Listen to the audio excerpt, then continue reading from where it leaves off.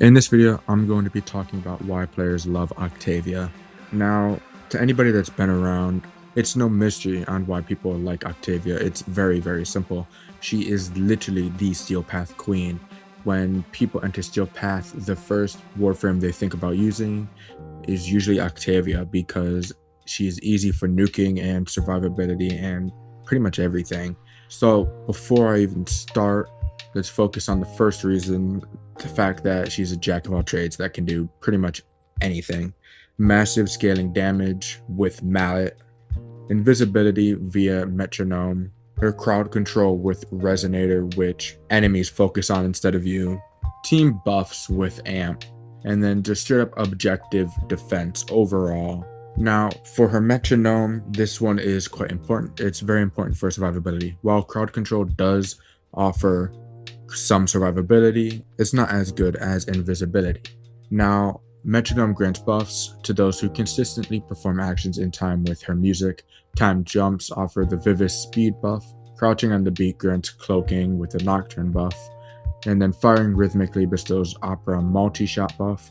And then timed melee strings give the forte damage buff. What you need the most for sure is the nocturne buff. Of course, if you want speed or multi-shot or just the melee damage buff, you can all go for those. But what you're going to want the most is definitely the invisibility buff, which, as I mentioned, you get just by crouching on the beat, which if you don't have on headphones or anything like that, you can tell when the beat drops based on the radius around you, which does make it quite helpful. Of course, if you wanted to, you could just spam the crouch button until it works.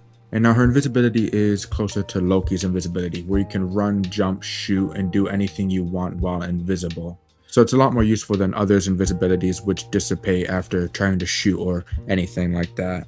So it's easy survivability, allowing you to survive pretty much anything, unless you get bombarded by like energy nullification exemisses or violence or anything like that.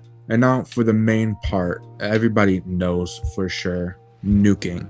Nuking is quite simple on her. Most people would become invisible, so when they're around a bunch of enemies, they don't have the chance of dying. From here, they'd activate amp to increase their range and damage and all that stuff, then throw down mallet, which reflects enemy damage back at them. So the higher the enemy level, the more damage the enemies will re-inflict upon themselves, which means she scales excellently in Steel Path.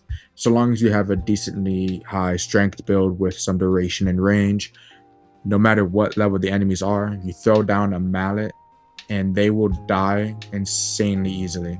Resonator is also quite useful because the enemies will follow it. However, of course, if it picks up your mallet and starts taking your mallet, there's a chance that it'll go to a spot where you don't want it to go. So her resonator and mallet make an amazing combo.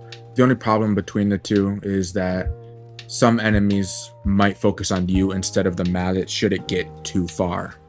And now let's talk about her build requirements. Nuking, jack of all trades, damage scaling, invisibility, survivability.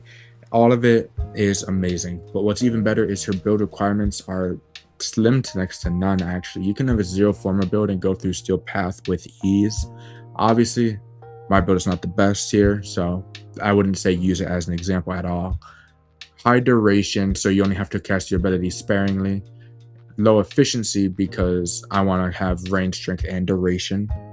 Having high efficiency as well would mean I have to sacrifice something, which I don't want to do. So high range, so I'm able to nuke in a wider radius, which will keep me more protected. High strength, well, decently average good strength, which is increased with arcane crepuscular, which is why invisibility is also so important just for my build alone. This build would be a lot better if the strength was at least 150%. Everything would die a lot quicker, but the build as it is now works just well enough alone. But as you can see, there's no need for an augment, there's no need for a forma. This build alone will go through Steel Path with ease and Archimedias with moderate difficulty. The only problem I have is I suck at activating my Nocturne buff. If I'm ever able to get Nocturne activated consistently, I would never die. Octavia is simply that powerful of a frame. She is the Steel Path queen with also a very newbie friendly gameplay, and you could even call her just an AFK frame because you honestly don't have to do much at all. Just stand there, watch everything die. And that's pretty much just about it. There's not much else to her other than just sitting there casting ability every now and again and surviving. And so, with that being said, that's pretty much just about it. Tell me, what do you think about Octavia? Do you love her? Do you hate her? Do you wish she had something she doesn't? Or is she perfect the way she is? And with that being said, until next time.